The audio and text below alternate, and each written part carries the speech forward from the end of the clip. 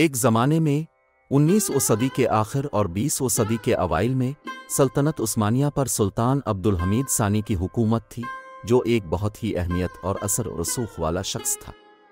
सुल्तान अब्दुल हमीद सानी 21 सितंबर 1842 को इस्तांबुल, तुर्की में पैदा हुए। वो 1876 में तख्त पर चढ़ा।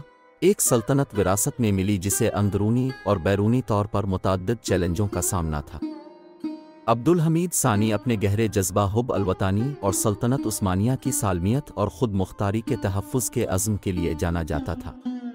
बैन अल-अक़वामी सियासत के हंगामा खेज़ पानियों पर तशरीफ़ लाते हुए इसे सल्तनत को जदीद बनाने के मुश्किल काम का सामना करना पड़ा। सुल्तान अब्दुल हमीद सानी की सबसे नुमायाँ कामयाबियों में से एक गैर मुल्की मुदाखलत और कब्ज़े के ख़िलाफ़ उनकी कामयाब मुज़ाहमत थी।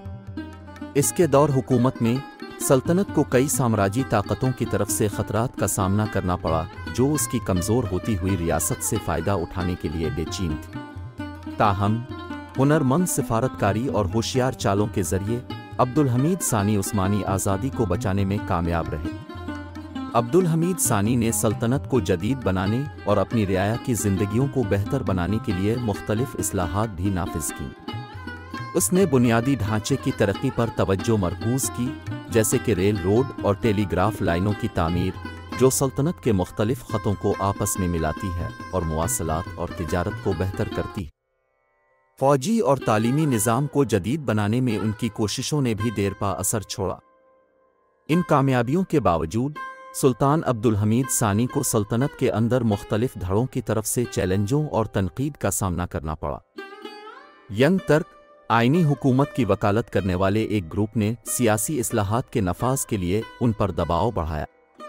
1908 में नौजवान तर्कों की क़यादत में एक इनक़िलाब बर्पा हुआ, जिसके नतीजे में दूसरे आईनी दौर का क़याम अमल में आया।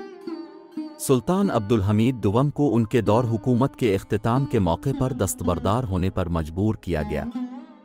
इसके दस्तबरदार होने के बाद अब्दुल हमीद दुवम को थिसालोनिकी में घर में नज़रबंद कर दिया गया। उसने अपनी ज़िंदगी के बाकी साल तन्हाई में गुजारे, इल्मी मशागिल में गर्क रहे और अपनी याददाश्तें लिखीं। सुल्तान अब्दुल हमीद सानी 10 फरवरी 1918 को इंतकाल कर गए। वो अपने पीछे एक पेचीदा विरसा छोड़ गए। सुल्तान अब्दुल हमीद सानी की मीरास बहस व तशरीह का मौजू है। कुछ लोग इसे एक बसीरत वाले हुक्मरान के तौर पर देखते हैं, जिसने उस्मानी खुद मुख्तारी के तहफ़्फ़ुज़ और सल्तनत को जदीद बनाने के लिए अनथक मेहनत की।